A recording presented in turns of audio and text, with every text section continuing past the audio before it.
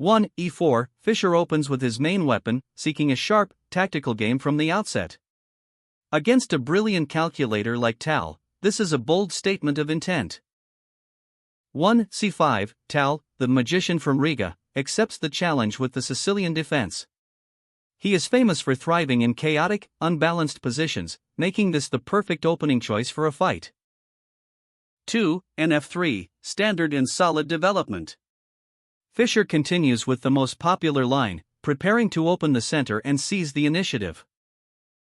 2. d6, Tal enters the main lines of the Sicilian, showing he is not afraid to engage Fischer in a deep theoretical battle.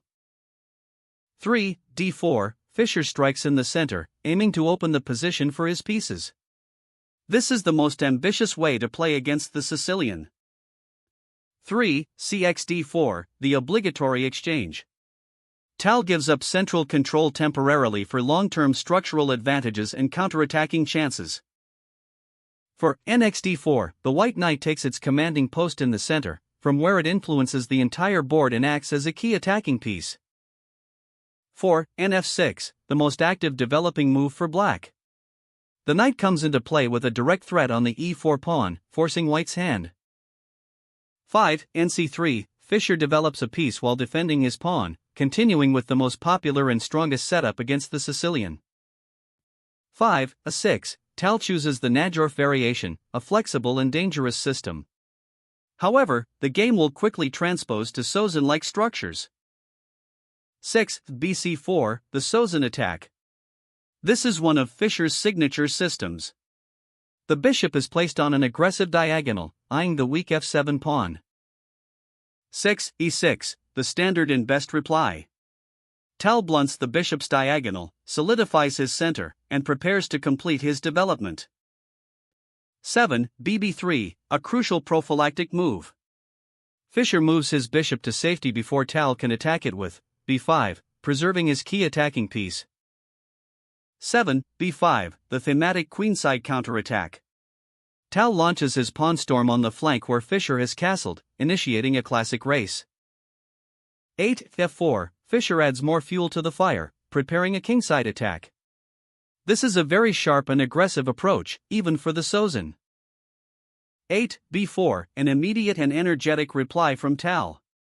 He kicks the white knight, creating immediate complications and disrupting white's attacking plans. 9. na4, the knight is forced to the edge of the board, a typically awkward square. This is a small victory for Tal in the opening battle. 9. nex4, classic Tal. He boldly grabs the central e4 pawn, accepting significant risk for the initiative and material advantage. The game is now razor-sharp. 10-0-0, Fischer castles his king into safety before launching his own attack. He correctly judges that king's safety is paramount in this wild position. 10. g6, a paradoxical but strong move. Tal prepares to fianchetto his bishop, creating a solid defensive shield for his king and preparing to attack. 11. f5, a pawn sacrifice. Fischer rips open the kingside, seeking to create a decisive attack against the black king at any cost. 11. gxf5, Tal accepts the challenge without hesitation, trusting his defensive skills and counterattacking potential. The position is now a tactical minefield. 12. nxf5, the knight lands on a monster square, putting immense pressure on black's position. The white attack looks very dangerous. 12. rg8, a brilliant multi-purpose move. The rook comes to the g-file, creating immediate counterthreats and preparing to defend the king. 13. bd5, a stunning tactical shot from Fischer. The bishop attacks the rook on a8 and threatens the a6 pawn, a seemingly winning combination. 13. ra7, an even more stunning reply from Tal. He simply moves the rook and offers to sacrifice the exchange. He values the initiative over material. 14. bs4, Fischer captures the rook. From a material standpoint, he is winning, but Tal's pieces are about to become incredibly active. 14. x5, Tal recaptures, opening the e-file for his rook and unleashing his powerful dark squared bishop. He has full compensation for the exchange. 15. bxf5, Fischer's bishop is a powerful piece, but it is also a target. The position remains incredibly complex and balanced on a knife's edge. 15, Re7, Tal brings his other rook into the game with tempo, putting more pressure on the e-file and preparing to create new threats. 16, Bxc8, Fischer wins back the exchange, simplifying the material balance. However, this allows Tal's queen to become a monster piece. 16, Qxc8, Tal's queen enters the game with devastating effect. It is now a powerful attacking piece, and White's king is starting to look very vulnerable. 17, Bf4, Fischer develops his last piece, hoping to create a defensive shield. However, his king is still exposed, and his pieces are slightly uncoordinated. 17, Qc6, Tal's queen immediately creates new threats, attacking the weak g2 pawn and eyeing the white king. The pressure is relentless. 18, Qf3, Fischer defends the g2 pawn, but this allows Tal's queen to invade the queenside and create new problems.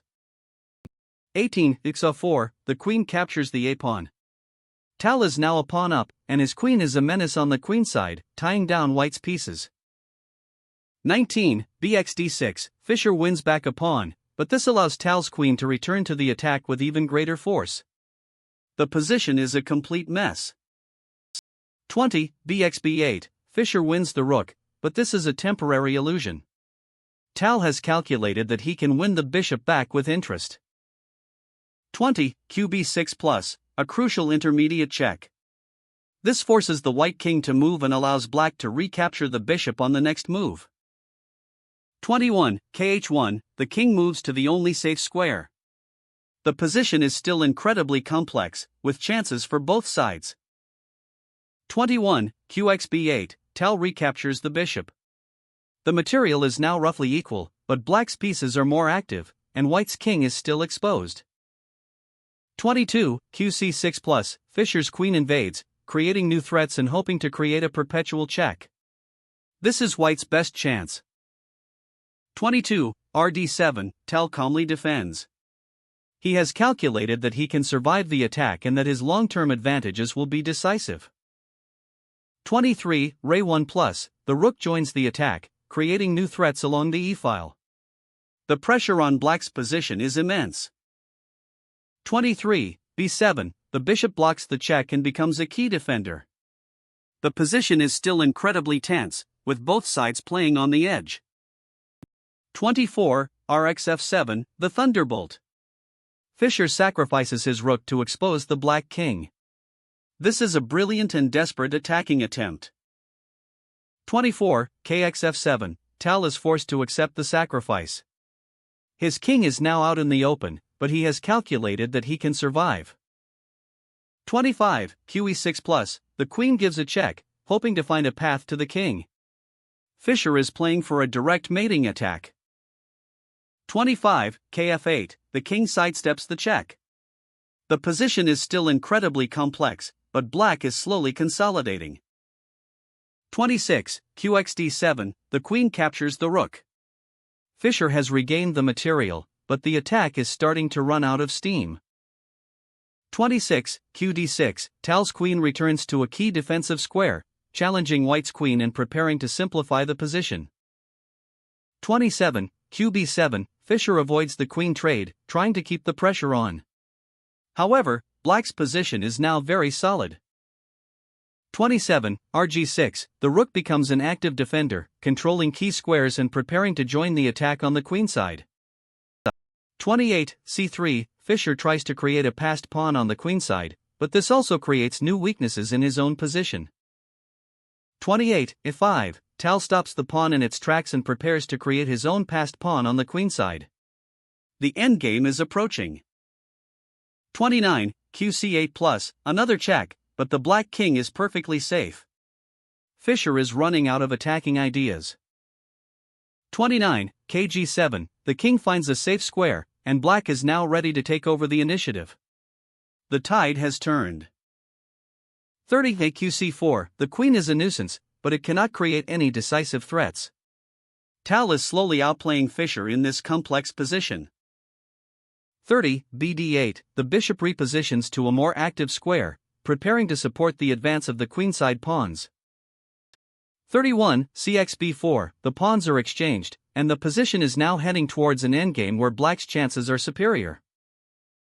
31, x4, Tal recaptures, and his b-pawn is now a dangerous passed pawn. This will be the decisive factor in the game. 32, g3, Fischer creates an escape square for his king, a necessary precaution in the coming endgame. 32, qc6+, Tal forces the queen trade. He correctly judges that the resulting rook and pawn endgame is winning for him. 33, re4, Fischer is forced to accept the trade, as declining would lead to a worse position. The game is now decided by technique. 33, qxc4, the queens are off the board, and the endgame begins. Tal's position is strategically winning due to his more active king and passed b-pawn. 34, rxc4, the rook recaptures. The game has entered a rook and pawn endgame where black's advantage is clear.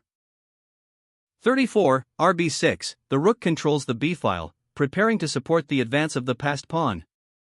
The execution begins. 35, kg2, the white king rushes to the center, hoping to create a defensive blockade. It is white's only hope. 35, kf6, Tal's king also rushes to the center. The king will be a key attacking piece in the endgame. 36, kf3, the king continues its march, but it is too slow. Black's king is better placed and will soon dominate the board. 36, k5, the black king arrives in the center and is now a dominant force. It controls key squares and supports the passed pawn. 37, k3, the white king tries to create a defensive line, but it is a hopeless task. The black king is too strong. 37, bg5+, the bishop joins the attack with tempo, driving the white king back and creating new threats. 38, k2, the king is forced to retreat. Black's pieces are completely coordinated, while white's are passive and defensive. 38, kd5, the black king continues its majestic march into the heart of white's position. It is now a monster piece. 39, kd3, the king tries to defend, but it cannot hold back the tide. The position is completely lost for white. 39, bf6, the bishop repositions, creating new threats and preparing to support the advance of the passed pawn. The pressure is relentless. 40, rc2, the rook is forced into a passive defensive role, but it cannot defend against the multitude of threats. 40, b5, the bishop is a dominant piece, controlling key squares and tying down white's pieces to passive defense. 41, re2, the rook tries to create some counterplay, but it is a futile gesture. The game is over, and these are just the last gasps. 41, rf6, Tal's rook seizes the open f-file, preparing to invade white's position and deliver the final blow. 42, rc2, the rook is forced back to a passive square. White has no active plan and is simply waiting for the inevitable. 42, rf3+, the black rook invades with check, driving the white king back and creating new threats. The end is near. 43, k2, the king is driven back further. The white position is collapsing from all sides. The game is over. 43, rf7, the rook repositions, preparing to support the advance of the passed pawn. The execution of the win is flawless. 44, kd3, the king tries to defend, but it is a hopeless task. The king is a helpless spectator to the destruction of its position. 44, bd4, the bishop is a monster, controlling key squares and preparing to support the advance of the passed pawn. 45, e3, Fischer tries to create a passed pawn in a desperate attempt to create some counterplay, but it is far too slow. 45, b3, Tal's passed pawn is much faster and will be the decisive factor in the game. This is the final nail in white's coffin. 46, rc8, the rook is forced to abandon the defense of the queenside, and the game is now over. The passed b-pawn is unstoppable.